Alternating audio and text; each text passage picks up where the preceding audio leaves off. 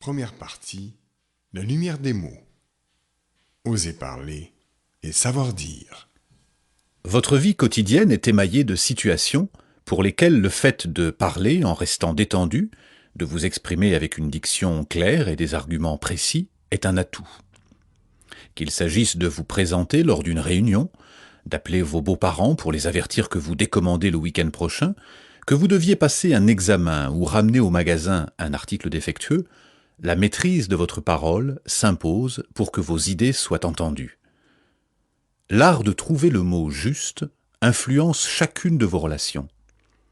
Un matin, vous regardez votre enfant prendre son sac pour partir au lycée. Vous vous êtes disputé la veille. Il n'a pas l'air dans son assiette. Il y a une distance entre vous. Vous aimeriez vous réconcilier, recréer du lien. Mais alors que vous cherchez les mots pour lui dire que vous l'aimez, il a déjà claqué la porte. Et puis, dimanche, vous allez jouer au bowling. Votre copain d'enfance vous nargue de quelques blagues qui amusent la galerie, mais que vous trouvez du plus mauvais goût. Vous aimeriez lui dire que vous êtes blessé, sans pour autant passer pour un rabat-joie. Enfin, cet autre ami qui vous téléphone pour vous raconter ses peines de cœur. Ça vous brûle les lèvres de lui dire que vous n'êtes pas disponible, mais vous n'osez pas l'interrompre. C'est toujours un atout que d'oser parler et savoir dire. À l'école, nous apprenons la géographie, l'histoire, les mathématiques, mais pas, ou si peu, à dire sincèrement et spontanément ce que nous ressentons. Il n'est pas suffisant de vous préoccuper de ce que vous avez à dire, sans prendre conscience de la façon dont vous pouvez le dire. Car nous allons le voir, la forme de votre message revêt autant d'importance, si ce n'est plus, que le fond. Silence, on parle.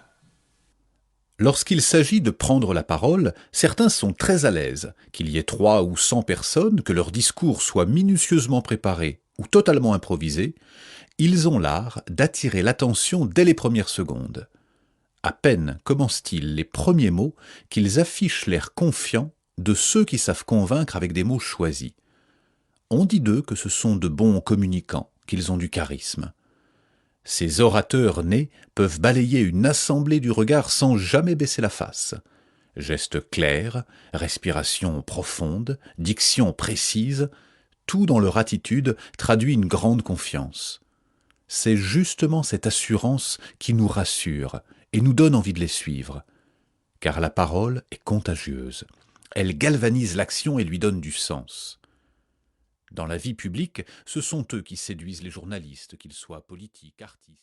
Pour continuer à écouter ce livre audio gratuitement, cliquez sur le lien dans la description et vous pourrez l'écouter en entier sans frais grâce à l'essai de 30 jours d'Audible.